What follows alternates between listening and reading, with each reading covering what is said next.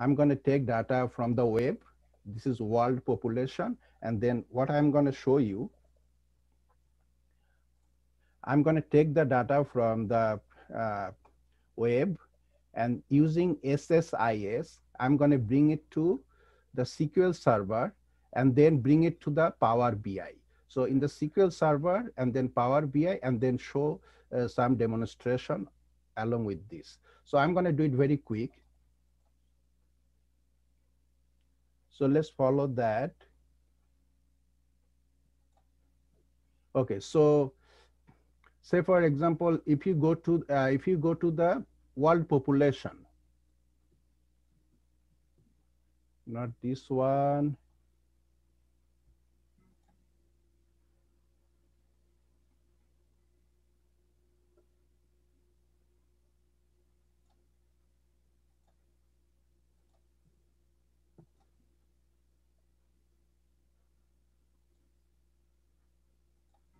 Okay, I'm gonna go to this data, world population, 2021 population by country. Okay, here is that right now 8 billion, almost close to 8 billion people in the world. So 2020, 21, here is the data, and and 2029 also here. So is the China has almost 1.5 billion, India 1.4 billion, like that. So I take this data, and this is like a CSV file right here. So we just, if I click here, it gonna goes to the Excel. So here's the data comes here. So now if I keep your mouse here and then go to the insert, and if you go to the table, it will form the table format. Okay, then you save this in your desktop. So I already did it, so I'm going to just close this one.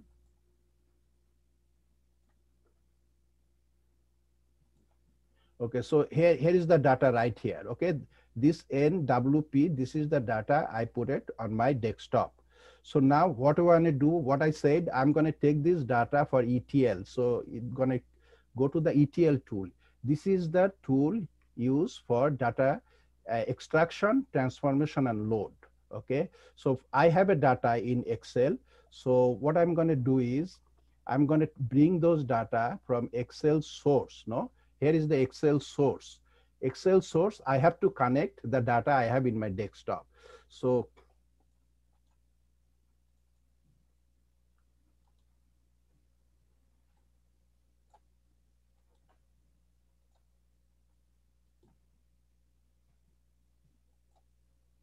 I am going to connect this.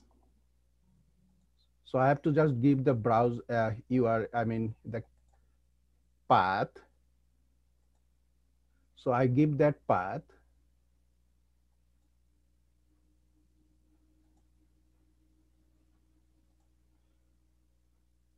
So now I think you can see the data over here as well. See the China, India, and then population.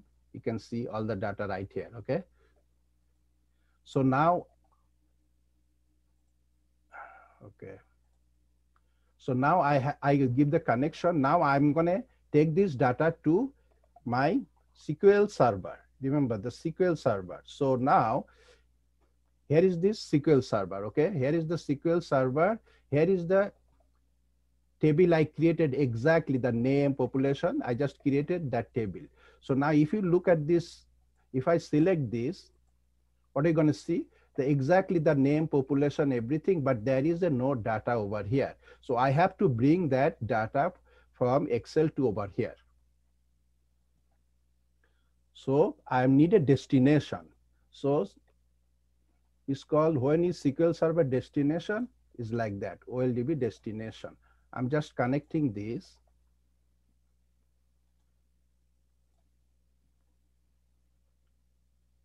I'm just giving the connection, okay?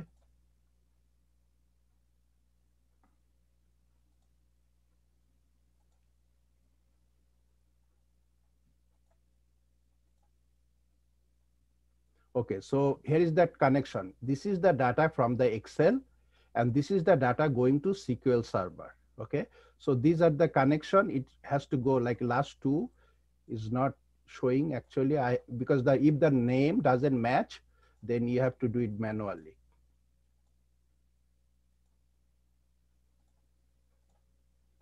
Okay, so now all connected. So now if I run that, all the data should go to my SQL server.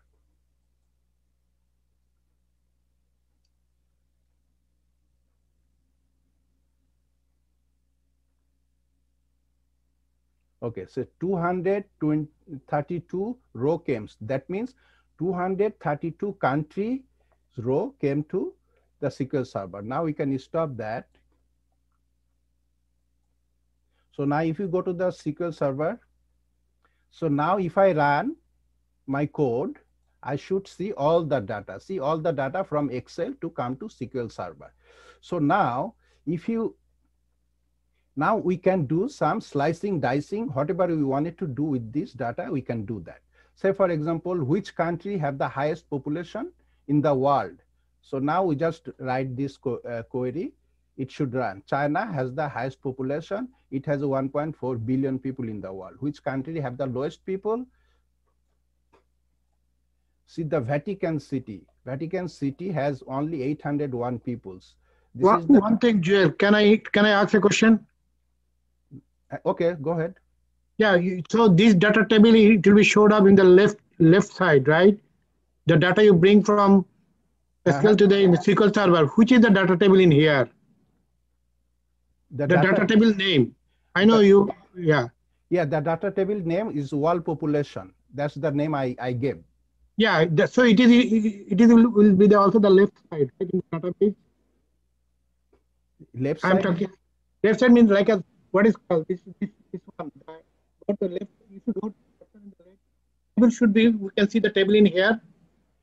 Okay, here is the table I created, and then data is in here already. I didn't show that actually. The table, if you wanted to see the table is right here. But that's what I want to know. Okay, thank you. Okay, see data world population. The table. I didn't show everything because it's very short time.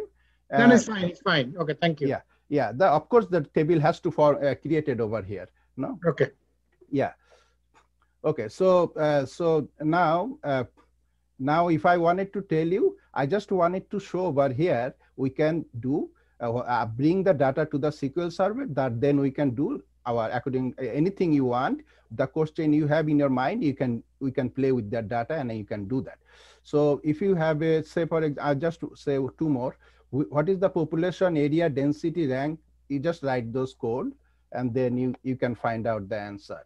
How many people live in per square kilometer in Bangladesh? Like because Bangladesh is very dense. So look at here, Bangladesh, 1,116 people live per square kilometer.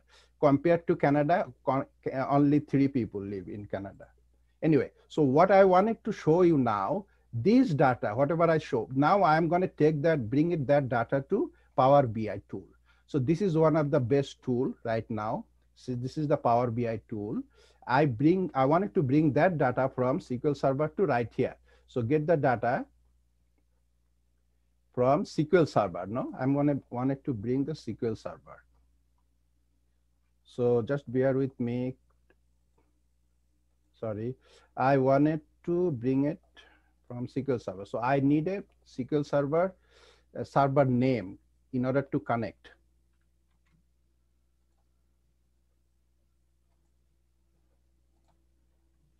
So I just give the server name and I'm trying to importing from SQL Server to Power BI.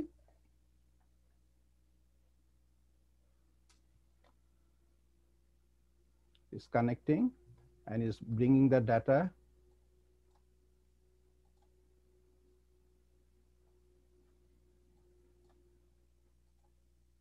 Now you can see the same data right here. So now I'm loading into the Power BI tool.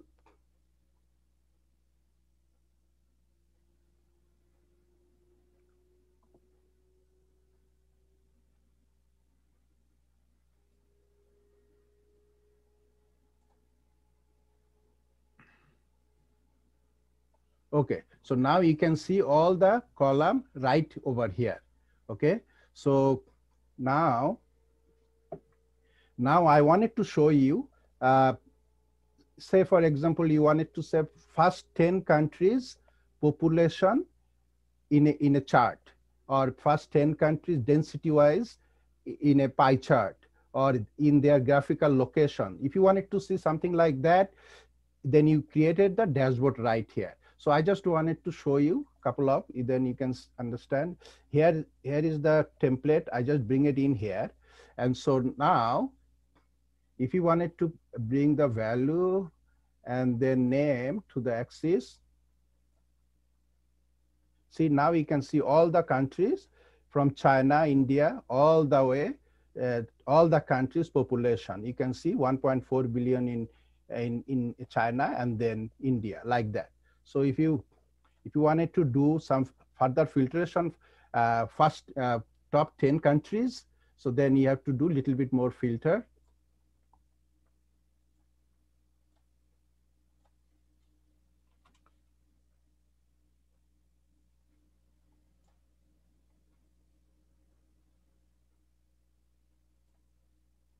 Yeah, so now you can see top 10 countries, only top 10 countries. Here is China through Mexico. And then in Bangladesh, I think 8th position over here. Okay. So now if we wanted to say a few more, I wanted 2 more. If we wanted to see the density wise population in the world, top 10 countries. Okay. So then you have to do similar, just bring the pie chart,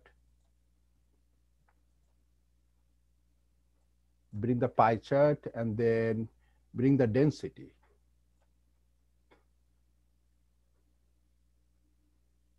Name into the details, and then we have to do the filter as well. This is just filtration I'm doing, top 10 countries. So it's 10.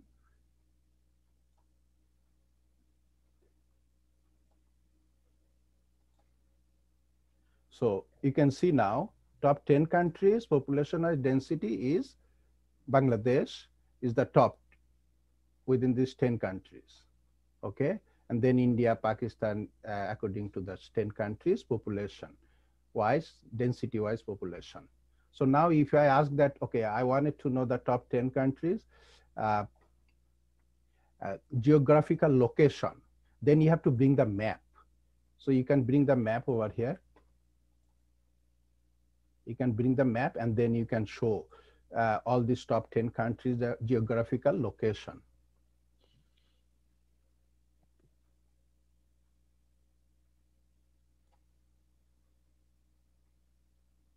See the size wise, if you bring the size, then it will give you the bigger size for India and China. Size wise, all the country. So now if I wanted to set top 10 countries, then we have to do one more time filter. Then we can get the geographical location.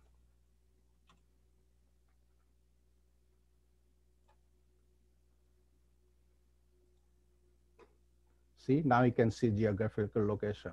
So we take the data from the web, and then we bring it to the as a CSV file, and then bring it to the through the ETL process, bring it to the SQL server, from SQL server to bring it to the Power BI. But this is one thing you have to know here. I don't need to bring it to the SQL server from the Excel. I can also bring it to the directly to Power BI as well. But we sometimes bring it to the SQL server because we wanted to do some modification, some query. But if you do not have to do it, you can directly bring it to Excel to over here as well. Okay, so you can the same thing we can also do it in even Python. I wanted to show another interesting thing here. See over here, this is called Jupyter Notebook. This is when we do the Python. First Anaconda you have to upload, and then you do the Jupyter Notebook. This is the Jupyter Notebook people use. Data scientists, they are hugely use this Jupyter Notebook.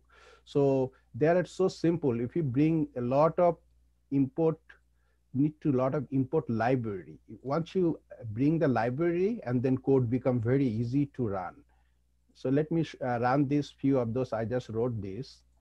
If I run it, I can show you. See, This is the this is, Python. yeah, this is Python I'm doing right now. So I run the library. See, look at this, the data I have NWP Excel, this is just path. I gave the path of Excel. So if I run this one, I said, look at this is same tables comes to the Python. Here is the name, China, India, everything, and then population, same thing, okay? So now, if I run this, it will come, okay, here 10 means it will bring the top 10 countries. See, now only we can see top 10 countries. This. Okay, so now if I run the next one, we can see same thing we can run graphically as well, but it is running by using the code. China, India, United States, same thing. We can do it here.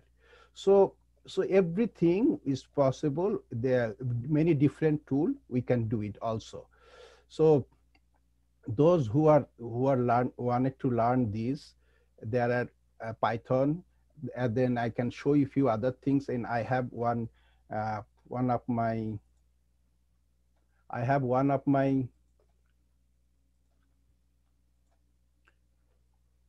video. I wanted to show you one interesting thing. So by using the Python, you can do in your subject, if you are learning chemistry, if you're learning biology, molecular biology, you can do everything through your Python as well. Let me show you.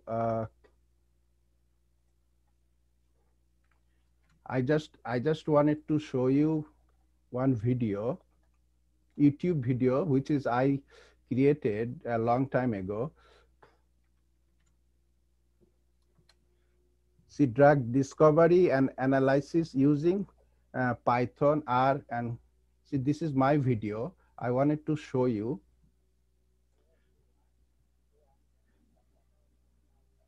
See, look at over here. I just don't want to go everything, but just at the end. See, this is the, so, okay, so this is the molecule you can see. See the structure right here. I created this using Python. So I take the library from the online, and then what I did is I write a lot of Python code and bring this molecule is 50 nanomolar. This molecule is 50 nanomolar active for coronavirus. This actually coronavirus, I was trying to do something with the coronavirus. But look at here, if you wanted to do biologist, if you are biologist or molecular biologist, you can do run the protein, and then you can try to find out the activity site from the protein as well. Let me show you that. See, like at the end, I don't want to show you everything, just on the, you can see, if you wanted to see this video, you can see it over here, but right now I just wanted to show you that some structure only.